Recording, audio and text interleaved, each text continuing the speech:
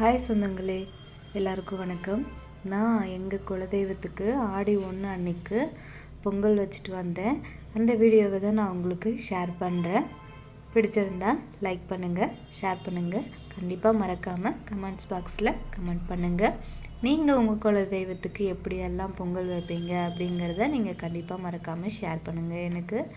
ஓகேங்களா? இந்த வீடியோவை பார்த்து இதில் ஏதாவது நிறை குறைகள் இருந்தால் கண்டிப்பாக அதையும் ஷேர் பண்ணுங்கள். சரிங்களா? இதை மறக்காமல் இந்த வீடியோவை முழுசாக பாருங்கள்.